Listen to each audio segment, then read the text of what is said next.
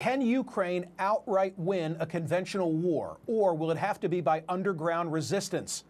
Joining me now to discuss that and more is Admiral William McRaven. He was a Navy SEAL for 37 years, rising to the commander of all U.S. Special Operations Forces, including the raid that killed Osama bin Laden. Admiral, good to see you again. Thank you so much for being here.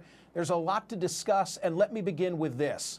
President Zelensky last night said that NATO was, quote, weak and lost for not imposing a no-fly zone over Ukraine. Is he right? Hey, thanks, Michael. It's good to be with you. Well, one, NATO has been providing a lot of support. They've been providing financial support. They've been providing lethal aid. You see the NATO countries accepting the refugees as they're coming across the border. So I understand President Zelensky's concern. Of course, from the Biden administration standpoint, I think, from NATO's standpoint, if you impose a no-fly zone, then there is the potential to expand the fight rather than to contain it. So while, I can appreciate President Zelensky's difficult position, I think for now, not imposing a no-fly zone is probably the right way to go. Can Ukraine outright win this war? Yeah, I mean, I guess it depends on how you define win. The fact of the matter is, from a conventional standpoint, the Russians clearly have overmatched the Ukrainians in terms of pure combat power. But winning means, if you define winning as can they kind of take over and subjugate the Ukrainian people, I don't see that happening. The Ukrainian people are standing tall. They are fighting hard. As the Russians begin to move into Kyiv and Kharkiv, they're going to find themselves in an urban combat environment. And the urban environment is going to favor the Ukrainians because, they know the alleyways, they know the buildings, they know the streets. You'll be channeling conventional forces. And at the end of the day, the question for the Russians is, can they sustain the morale of the troops? Can they sustain the willpower of the Russian people in order to continue this fight? That remains to be seen. And I would say right now, the longer this fight goes, the better chance the Ukrainians have of winning it. Do the Ukrainians have the ammunition? Do they have the manpower that they require? Yeah, again, if you're talking conventional force on force, the answer is probably no. But if you're talking about a long partisan guerrilla insurgency, I think the answer is yes.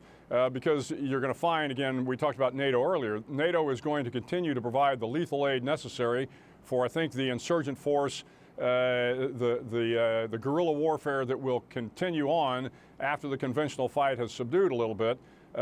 And that, I think they will have the ability to continue the fight. And this is going to be very, very difficult for the Russians. Admiral, hearing you so far, it sounds to me like your assessment is that this is Afghanistan on steroids for the Russians.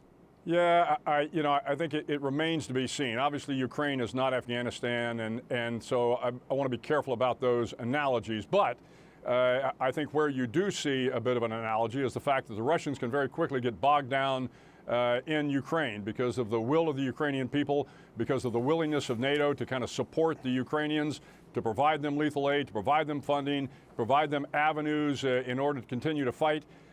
So it is going to be exceedingly difficult for the Russians once they, close in on Kyiv and Kharkiv and the other major urban areas, because once they get into an urban fight, again, I think the fight favors the Ukrainians. Admiral, I've been reading about the dispatch of these so-called death squads who reportedly have been given assignment of trying to take out Zelensky. My question for you, is it necessarily in Putin's best interest to try and take out Zelensky? Yeah, absolutely not. One, President Zelensky has shown remarkable courage, remarkable stamina. I mean, he really is a shining example for all Ukrainians and, frankly, for the world right now. But if you take out Zelensky, you're going to make him a martyr. And I think you're going to find the Ukrainian people will fight even harder if they lose their president, particularly this remarkable man that's standing up in the face of Russian aggression. A year ago, you said the following. You said, I am often asked, where do I think the greatest external security threat is? And I always point to Russia. At that time, you also said of Putin that he had outplayed us. How had he outplayed us, and is he outplaying us now? Yeah, well, to answer your question, he is absolutely not outplaying us now. And this is, it's interesting. When you go back and you take a look at how Putin has kind of played the game, the great game, as we call it, on the world stage, I would say he kind of outmaneuvered the world in Crimea and the Ukraine. and in Syria and to some degree in Venezuela. And when I say outmaneuvered, he has always ended up in a better strategic position as far as Putin was concerned. But he is going to lose this war no matter how it unfolds, because he has become an international pariah. He's got these withering economic sanctions that are being forced upon the Russian people. He's finding that the Russian people don't really support this war. The Ukrainians are prepared to fight, and he's made NATO stronger. So no matter how this war ends, and I hope it certainly ends quickly and in the favor of the Ukrainians, but no matter how it ends, Putin has lost. I don't see him continuing to be an effective leader in Russia once this is over. Admiral, I'm sure that during the course of your long, nearly 4-decade distinguished career that you've been briefed on his profile and personality. Yeah. I'm not going to ask you for any insights in that regard, but I do want to ask this. Have you noted changes in what you're seeing from a distance of Vladimir Putin?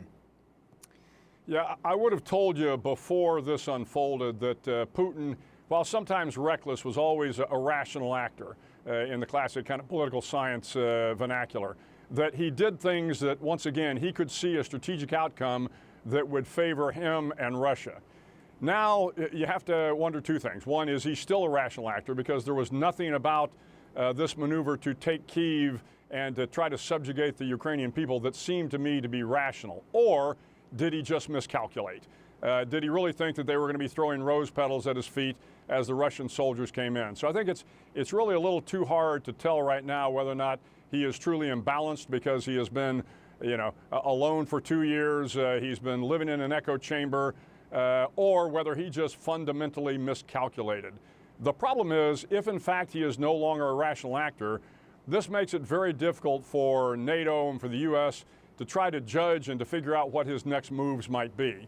And this is why, back to your first question about the no-fly zone, we have to be very cautious about not putting Putin in a position any further than he already is, where he fights like a trapped animal and does things that are even more egregious than what he's doing now. Final question. Can you envision a scenario in the future where ever again Vladimir Putin meets face-to-face with an American president? I certainly can't envision it right now, Michael. As I said, he's become an international pariah. And I can't imagine anybody, any world leader, meeting with him unless it is to negotiate his departure from Russia. So I don't see it happening with an American president, certainly no time in the near or even mid to distant future. Thank you for allowing me to cover so much ground in a relatively short period of time. I really appreciate it. You bet. Thanks, Michael.